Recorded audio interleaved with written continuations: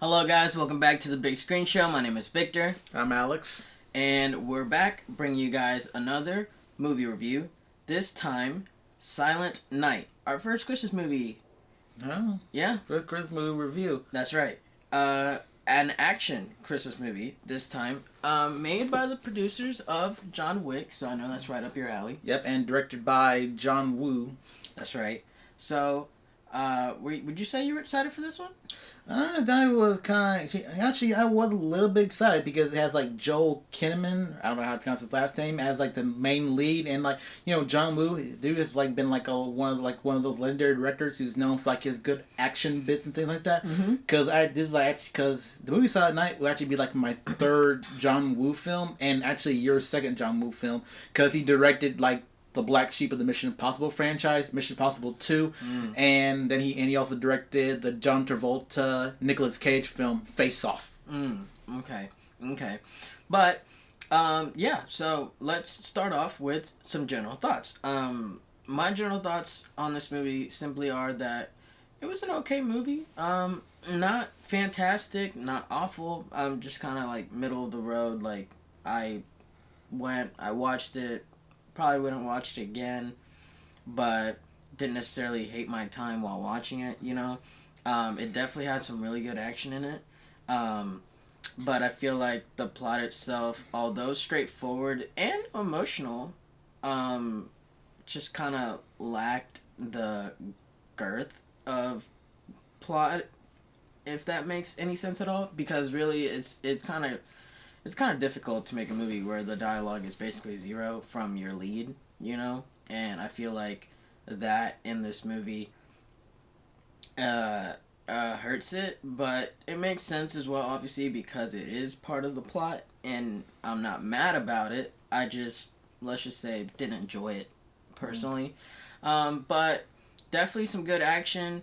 Feel like it, because of the fact of the no dialogue thing, it kind of felt like a little long, but again, not mad about it because they did do a good job at keeping you interested even though there was no dialogue for the most part.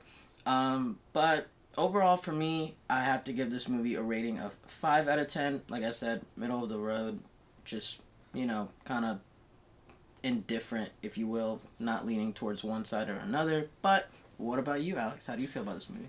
Yeah, I do agree that the movie is, and most it's just like fine. It's definitely not John Woo's best, and that's saying something, especially since he did Mission Impossible 2, and like that movie was like just okay, but it seemed very indulgent and kind of based on like a bit of ego on Tom Cruise's part, and also with John Woo at his filmmaking thing.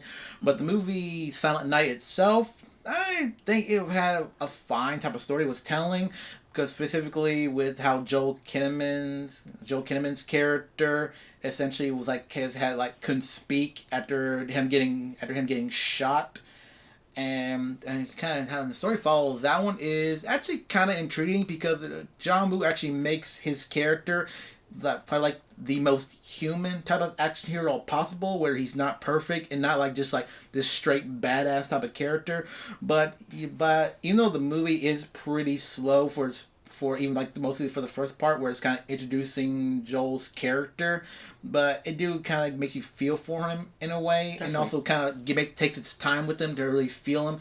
And honestly, I do have to give it to Joel Kinnaman for basically just kind of like acting with like his face and everything, where he can't say any words, so like his facial expressions like really creates an impact where you able to notice his emotions for like sad, distraught, hopeless, angry, despair, all that range of emotions. So the fact that he's able to do that kind of makes it more intriguing to see as it goes on, especially with how he just kind of like builds himself up throughout the film.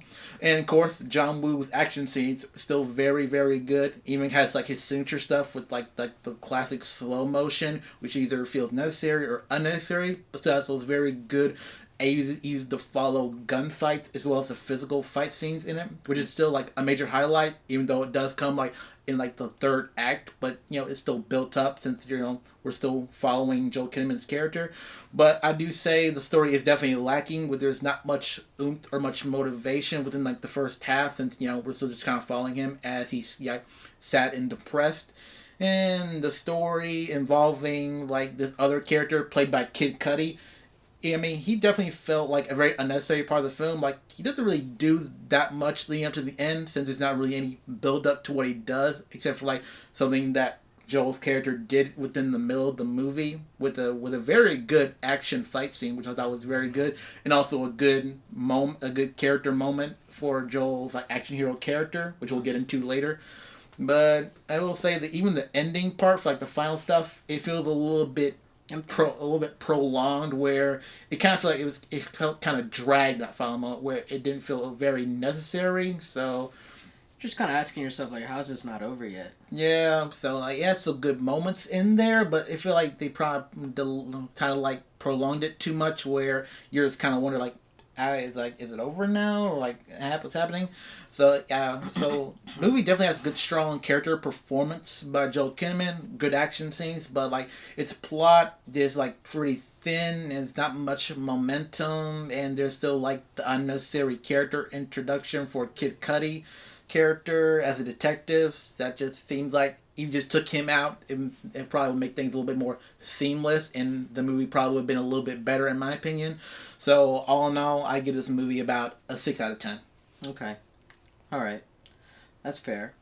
Um, yeah. So, well, those are our general thoughts. If you don't know how things work around here, we give you guys some general thoughts at the beginning of the video, and now we're about to dive deep into some more details, some more specific nitty gritty type of topics. So, if you haven't seen the movie yet, this is your spoiler warning. Go ahead, click off the video. This is it. Thank you for watching. But we're about to get into some more deep dive on Silent Night. But before that, if you guys haven't subscribed to the channel yet, we would really appreciate it. We try to bring you guys videos like this at least once a week, sometimes more. So if you could subscribe to the channel and join us on this journey, we would be really grateful for that. And also, if you like this video, the best way to let us know is by hitting that thumbs up button down there. So please make sure to do that, because again, it really does help us out. And don't forget to comment.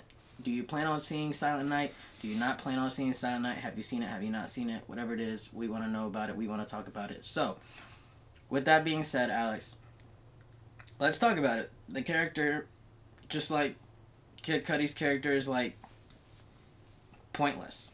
Yeah, I mean, he said in a way. Yeah, because like, I get it, because he did something in the end, but like, there's such a better way to go about that if you want to make a character relevant at the end, where you could have given him some importance from the moment you introduced him, but he literally didn't even say a word until the end. Yeah, even then, but even though he introduced himself as in showcased himself as a detective in the beginning of the movie, you kind of think that as with Joe Kimmon's character later on in the film, will kind of do more with him. There's really not, except that he visited his police precinct to try and get some information on, as we find out in the film, that the whole reason Joe Kimmon's character in the movie is that gang member killed his son while they were doing like a gang war in these fast cars, and a stray bullet hit his son, so then he was angry and out for revenge, and when he tried to stop them and chase after them, he ended up getting shot by one of the gang members in the neck, and thus leaving him unable to actually talk or speak. So right. He's basically silent throughout the whole film. And, hence Silent Night.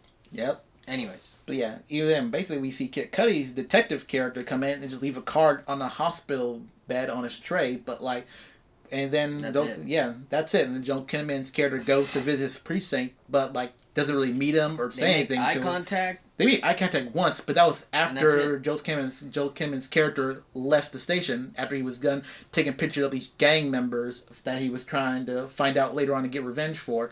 But then like he does like leave some evidence of like the whole gang members' activities by the beginning of the third act and stuff like that in the middle of the movie. But then after that, nothing's done with that also. Yeah, not really anything. Kid Cudi goes to like the location for like the final climactic shootout and everything, but like then he's like teaming up with Joe Kimmon's character, but like there's really not really much kind of like acknowledgement. There's some acknowledgement of why he's doing what he's doing, but like there's really nothing much like really gain enough trust between it in a way. There's nothing really any type of developing relationship or anything that was set up to really care. There's just zero development on that front. Yeah, which is why I also say like the story plot is a bit thin with no momentum, because it feels set up, but there's really no payoff or nothing really. Mm-hmm. So it really just kind of lacks in that department. Yeah. Because even by the end of it, Kid Cudi's character like does help him out for like maybe like a scene or two, but he then basically just kind of ends up like Dead. getting shot and just end up laying up alongside Joel Kinnaman's character there by the movie's end. But like then there wasn't much because the movie could have gone like legitimately the same way without his character. Yeah. So that's Exactly. unnecessary. I definitely agree. I think it was completely unnecessary. And don't get me wrong, I'm a Kid Cudi fan. I love seeing him stuff. I don't know what the public opinion on it is, but for me personally, I actually think he's a really good actor for someone who's not an actor, for lack of a better term. Like, you know, he's a musician, so that's what I mean by not an actor. Like, that's not his main job. You know, he's not a Leonardo DiCaprio or something. Yeah, nothing at that level. I mean, I think, but I think he's solid. Like, I think his voice work in Intergalactic was great. I think his stuff in X was actually really good because that's the first time he did something where he wasn't portraying himself as Kid Cudi, this famous, you know, superstar. And I thought he did really solid in that. So, you know, when I saw him, which again, I didn't watch a trailer or anything, so I didn't know he was in the movie. When I saw him, I was like, oh, bet. I was actually excited. And then nothing was done with him, and I'm just like, well, you could have just left him off at that point. Yeah. Yeah. So, you know, it's sad, but, you know, it was a good effort at trying to get somebody that's, like, you know, really famous in the movie, but completely unnecessary, which I assume is probably the reason why he even was in this movie to begin with. You know, sometimes movies do that, but it just served no purpose, sadly. Script writing, whatever it was, it failed. Not good. But moving forward, Yeah. Before what's his name again? Joel Kinnaman. Joel Kinnaman? Yeah, I don't know how to pronounce his last name. Joel. Oh, what's his first name? Joel? Yeah. Joel Kinnaman. I'll just say it really fast. Whatever. But moving forward, Joel Kinnaman's character, what were your thoughts on him? Personally, like I said from the beginning, we're giving our general thoughts. I thought his performance was honestly outstanding since he was literally just acting with his own facial expressions. I agree. Like going from like sad to hopeful to angry and just wanting revenge. Definitely takes a lot for you to be the type of actor that can portray so much with just your face and your, you know, just physical actions instead of actual verbal, you know, actions. Mm-hmm. I think is actually really impressive. I agree. No, yeah, especially since like this is like the second type of action movie I think I've seen where we have like a main character who like doesn't say anything throughout the film. The other one I can think of is actually Antonio Banderas' film Acts of Vengeance, where he basically plays a lawyer who basically turns vigilante after I think gang members or something killed his wife, and he basically took like a vow of silence to not say anything, and then he basically just goes on this like one man army vengeance on the gang member and something like that. Interesting. Well, I can think solid. of. Yeah? Actually, it wasn't bad. It was pretty solid. Okay. Well, actually, I can think of one. I don't know what her name is, but the lead in Hush, she didn't say a word.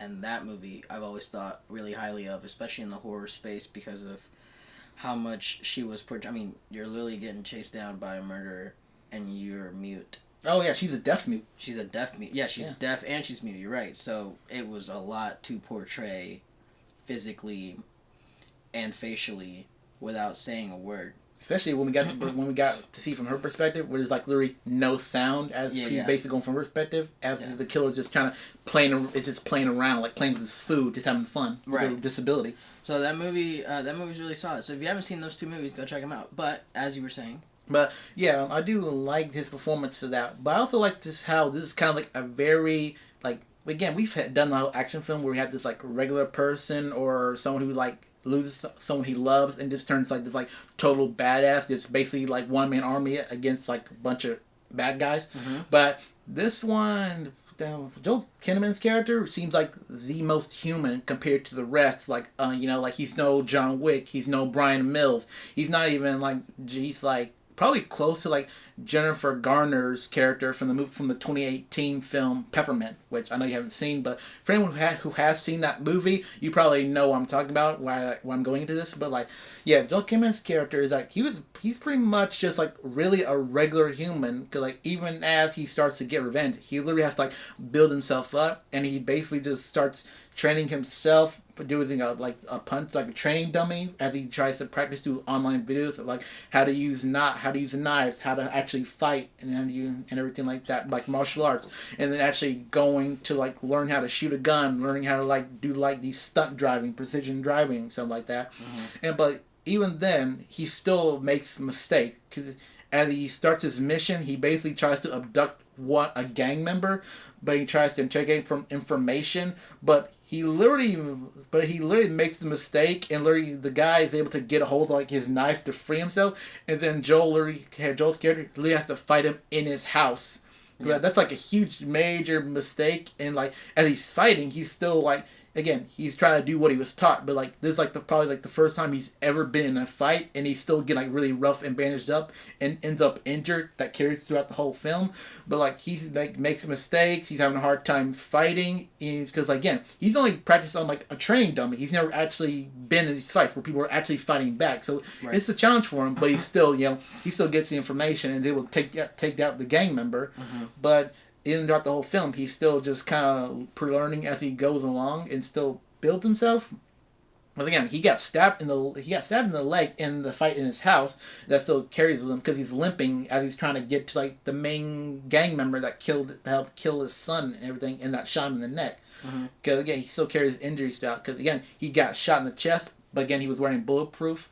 And he also probably still was getting injured as he was trying to fight the gang members from probably the best action scene throughout the whole film as he's trying to go up the stairs up to the main level from the gang members' hideout or base and things like that. Yeah. So yeah, he's getting beaten to a pulp. He's been shot in the chest and in his vest. He even got injured on the side of his head. I don't know if he probably got grazed. I really forgot about that moment. But again, he's basically just getting really handled and making mistakes and almost trying to gather up himself, where he still feels very human, still making mistakes and just trying to go as he can, because he's not really much of a planner, because he did plan to abduct that gang member, but that didn't work out well because he had to fight his way to try and take him out. Then the rest is just kind of reactive, so he's just kind of going. So he's just kind of going as the situation goes along, which again, it feels very human and kind of more authentic to an actual what a real person would probably do out in the world. Because he's pretty much just learning everything while he's just basically training in his garage. Everything as he's preparing. Yeah, he's running the entire operation out of his garage, and he's just all the experiences he's having are basically for first remember after he killed the very first guy, he's almost in shock. He actually threw up. Yeah. So he actually just couldn't believe. He's like, okay, so this is what it is. Okay, and so you see him kind of develop everything over time, which I like, which is good. Yeah, we're very human, because you don't see a lot of action heroes throwing up after they kill somebody, because they're already at badass and they already killed someone, and they think that's one. Just another one down the line, right? And just move forward. But no, he actually, he takes that moment in. It's very human, because again, he's very flawed, makes mistakes, and he still does what he trained himself to do, and he just kind of goes through it. But it still reels with it, and plus by the end of it, he dies. Yeah, because usually whenever you get an action hero like that, he walks away after getting either shot or injured, and oftentimes either come back for a sequel or just kind of remains a one note movie or just one time movie and things like that, and just kind of goes along. But no, by the end he dies and it's flawed. Yeah, that's true. Yeah, but another good emotional moment is that, even though again the movie does start out slow, but it does take the time to where he kind of relives flashbacks and moments with his son before his death, where he still feels the trauma and still feel helpless and angry. Yeah, those moments were good. And on those moments, one thing I really liked that they did to differentiate I guess the past and the present was the change in color grading and all the scenes. I love stuff like that. Yeah. So I really appreciated that. Which you could do that in all kinds of different ways. But the way they did it was nice, which is also a common way to do it. Changing the color grading. I know we were watching Limitless the other day. for example. So anytime he was on the pill or off the pill, the color grading changed. Yeah, where he's on the pill, it's like more brighter and brighter realistic color. But then when he's not, it feels like down color graded and dark and dirty. So that's always a great way to invoke that emotion of like right now this darker color palette means I'm at the depths of, my emotions and my life basically, and this brighter, brighter, happier, shinier type of color palette is like the good old days type vibe. So so that was appreciated in those times. Now, since we're on a technical topic, the color grading, let's shift to a different technical topic. What were your thoughts on the action scenes? Well, I know you love all that kind of stuff. Yeah, I love me some good action scene. But I like how each action scene does this like that was saying, where it does either it's a wide shot as it goes around and follows the events happening, where it's still very clear to see. But I think probably the best scope of it used was like when in like the first scene where Joel Kinnaman's character literally has to fight the gang member in his own home. Where again, it traces and follows the characters, but still you get to see every single thing. Like there's no quick cuts as too much or anything. It's seamless and flowing as it goes from the garage into like his kitchen, and it leads so perfectly well. But then another scene where he's like driving his car into a firefight, it does like this whole wide shot as it's following his training, as he does like this whole like wheelie circle donut type thing as he goes around circling around shooting the gang members one by one. But then there's one good creative camera work, like literally when we get to like the main gang member's base, where the gang members start to come down from the stairs, and we get like this hanging shot, but then just falls all the way down, which I thought was really great camera work. I thought the scene where, as you previously talked about, he was going up the steps to get to the top floor where the big bad was basically, and he had to kill all the people as he was going up the steps. I thought the camera work there was really nice as well, because it was played really well with going either the view of from going from like his perspective in a way, going from down to up the steps, or from like the other people's perspective, going from up the steps looking down at the steps when he was like below it, and some from the side, and a lot of crazy movement with, again, as you mentioned, like his signature with the slow-mo and stuff, and like when he was getting like he was throwing some people over and stuff like that. So I thought the camera work also in that scene was really, really good. Yeah, I agree. I really have nothing much more to add to that because I think you pretty much summed it up pretty well. There was definitely some really good camera work and some really good action scenes in this movie. You can't deny that. If only the plot would have matched it, then this could have been a really, really solid Christmas movie. Yeah, for real. Yeah. It's kind of a bummer, especially for a John Woo film. But yeah, it's still good enough for me as it is. It's for me, I probably like just watch it maybe like once a year for like the Christmas time as like a casual watch. If I'm not really watching anything else, because again, this is definitely a movie I add in my collection, because I'm an action movie nut for something that has like a good decent plot that has like some positives circling around it, where I can still find time and enjoy it and not have too many negatives outweigh the good. Fair. Well, anything else on Silent Night?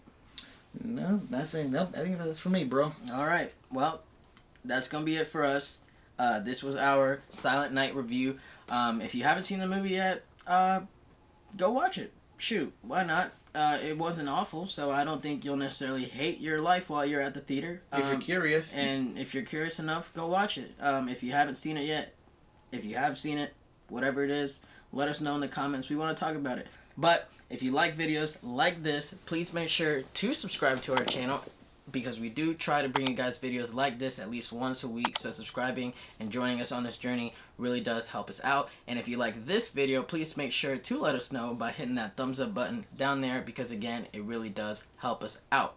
Now, with that being said, this was the Big Screen Show, and we'll see you guys soon. Peace out. Later.